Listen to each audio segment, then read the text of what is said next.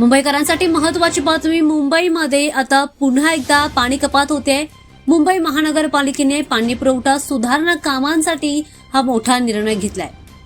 मुंबईमधील काही भागांमध्ये हा पाणी पुरवठा खंडित असणार आहे. यामध्ये बँड्रा वेस्ट, खार वेस्ट आणि सांताक्रूज वेस्ट या भागांमध्ये नियोजित पाणी पुरवठा खंडित राहणार असल्याची बातमी समोर येते. या कामामुळे आता नागरिकांना काही तास पाण्याविना राहावं लागणार आहे. त्यामुळे प्रशासनाने आधीच तयारी करण्याचं आवाहन केलंय.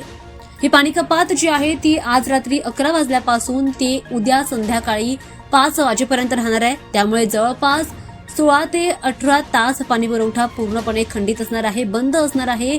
काही भागांमध्ये पाणी पूर्णपणे बंद राहील तर काही ठिकाणी पाणी कमी दाबाने पुरवठा होऊ शकतो असं देखील म्हटलं जात आहे. त्यामुळे या काळामध्ये जपून पाणी वापरण्याचं आवाहन करण्यात आलंय. शक्यतो पाण्याचा वापर जपून करण्याचं आवाहन करण्यात आलंय.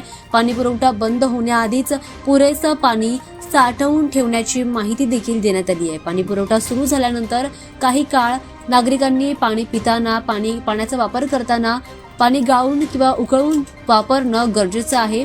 दरम्यान काही भागांमध्ये याचा परिणाम देखील होणार आहे. त्यामध्ये बँड्रा वेस्ट मधील हिल रोड, कार्टर रोड, पाले हिल, लिंकिंग रोड परिसर आणि खार वेस्ट मधील रोड क्रमांक 14, रोड क्रमांक 16 आणि आसपासचा निवासी भाग यांचा देखील समावेश असणार आहे. आणि सांताक्रूज वेस्ट मधील स्टेशन जवळच्या परिसरामध्ये पाणी कपात होते. त्यामुळे नागरिकांनी या काळामध्ये पाण्याचा जपून वापर करण्याचं आवाहन प्रशासनाने केलंय.